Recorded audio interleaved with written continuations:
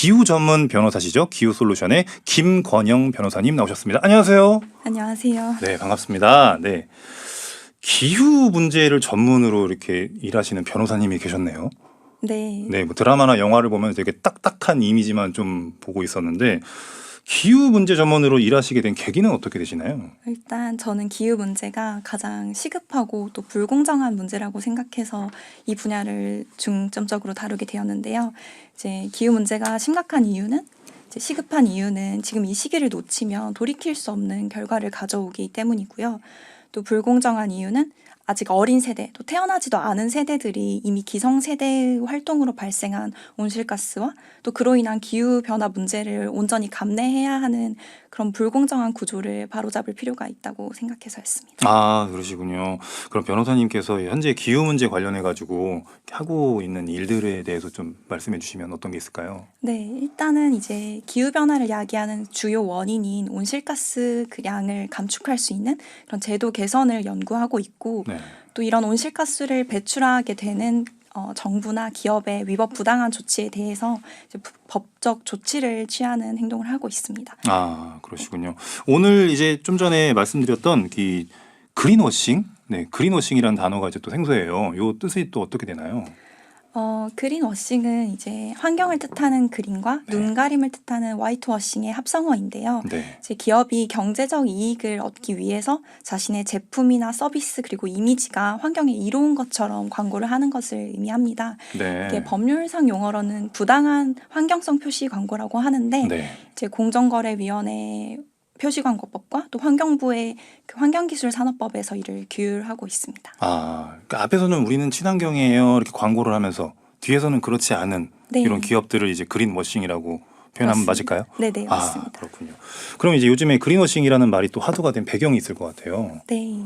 이제 점점 더 많은 소비자가 돈을 더 내고서라도 좀 친환경적인 제품을 구매하려고 하고 있고 네. 또 기업에 투자하는 투자 회사들도 친환경 목표를 가진 기업들에 투자하려는 경향을 보이고 있어요. 그래서 이렇게 친환경적으로 보이는 게 기업에게 돈이 되다 보니까 네. 이제 기업들이 진짜 친환경적인가 보다는 친환경적으로 보이는가에 좀 중점을 둬서 이런 그린워싱 사례가 발생하고 있다고 생각합니다. 아, 그렇군요. 그럼 이제 큰 대형 마트에 이렇게 친환경 막 이렇게 농산물 이렇게 있는 것도 있어요. 그게 거짓말일 수도 있는 건가요?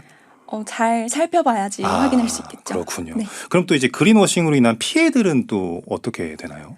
일단 소비자는 친환경적인 제품을 사고 싶었는데 네. 실제로는 친환경적이지 않은 제품을 사게 돼서 소비자를 속이는 행위가 될 수 있고요. 네. 또 기업 같은 경우에는 친환경 제품을 개발하려는 노력 없이도 좀 자기 제품을 잘 팔리게 할 수 있고 또 반대로 그런 친환경 제품을 개발하려는 기업들의 의지는 좌절시켜서 네. 불공정한 경쟁을 유발할 수 있다라고 말씀드릴 수 있습니다. 불공정한 경쟁. 아, 그렇군요.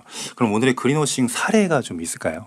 네, 오늘 이제 소개드릴 사례는 네. 국내 석유 기업이 탄소 중립 윤활유 제품을 출시하고 또 광고한 사건인데요. 네. 이제 윤활유는 자동차에서 부품 간의 마찰을 줄이기 위해서 사용하는 석유 제품이잖아요. 네.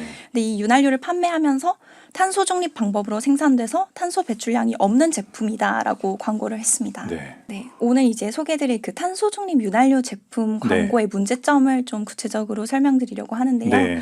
먼저 이 광고를 하면서 탄소 배출권을 구입해서 탄소 중립을 달성했다라고 주장을 했습니다. 이제 석유 제품을 만드는 과정에서 당연히 온실가스가 이제 탄소가 배출될 텐데 그 생산 과정에서 탄소를 줄이는 게 아니라 다른 숲을 가꾸는 사업장에 돈을 주고 거기서 줄인 온실가스 양만큼 인증권을 사온 것인데요. 이제 문제는 숲을 가꾸는 사업의 경우 그 숲에 있는 나무들에 살아있는 동안 탄소가 포집되는데 이제 이건 한정적이다 보니까 영원히 탄소를 잡아둘 수 없어서 탄소 중립을 실현할 수 없다는 문제점이 있습니다. 또 다른 두 번째 문제점으로는 이제 온실가스 배출량을 정확히 계산하지 않았다는 것인데요. 네. 이제 어떤 제품이든 그 원료를 추출하고 또 제품을 생산하고 운송하고 소비 폐기하는 과정에서 탄소가 배출이 될 텐데 네. 이 광고 같은 경우는 그 윤활유의 원료를 추출하고 제품을 생산하는 과정에서 발생하는 양은 계산하지 않고 탄소 중립을 달성했다고 광고한 문제가 있었습니다. 또 다른 문제가 또 있나요? 네, 마지막으로 설명드리고 네. 싶은 네네. 이제 문제점은 온실가스 감축량도 정확하게 표시하지 않았다는 것인데요. 네. 이제 윤활유 제품 광고 사이트에 이제 아까 말씀드렸던 그 탄소 배출권을 발급한 숲 가꾸기 사업을 통해서 흡수되는 온실가스 양이 780만 톤이다라고만 기재되어 있었는데요. 네. 실제로 그래서 이 기업이 얼만큼의 배출권을 구입했고 그래서 이 제품을 통해 얼만큼의 온실가스를 감축할 수 있는지는 기재되어 있지가 않았습니다. 그래서 조사 결과 이 회사가 구입한 배출권이 115톤에 불과했고 이거는 그 780만 톤 중에 0.0015%밖에 해당하지 않는 수치인데 네. 소비자들은 이 광고를 봤을 때 780만 톤이나 감축되었구나라고 오인할 수 있는 가능성이 있었던 것이 문제였습니다. 아, 그렇군요. 그러면 이제 이런 문제들, 이런 광고들에 대해서 문제점, 이 사건을 통한 뭐 시사하는 그런 부분들은 또 뭐가 있는 거예요, 그러면? 이제 이런 그린워싱 신고를 통해서 시사할 수 있는 점은 기업들에게 좀 정확한 정보에 근거해서 네. 환경성을 개선했다고 표시 광고를 할 수 있도록 경각심을 주었다고 생각합니다. 특히 탄소 중립의 의미에 대해서 생각해보고 진정한 탄소 중립을 달성할 수 있는 방법이 무엇인지 네. 기업과 규제기관 그리고 소비자들이 함께 생각해 볼 수 있는 그런 계기가 되었으면 합니다. 아, 그렇군요. 저 하나 궁금한 게 있는데, 그러면 일반 소비자들 입장에서, 네, 뭐 저도 일반 소비자고 한데, 일반 소비자들 입장에서 그린워싱에 대한 이게 대응 방안을 좀 제시해 주신다면 뭐가 있을까요? 일단은 우리가 쉽게 접할 수 있는 그런 자연, 에코 같은 모호한 단어들이 써져 있는 경우에 좀 명확한 의미를 살펴볼 필요가 있습니다.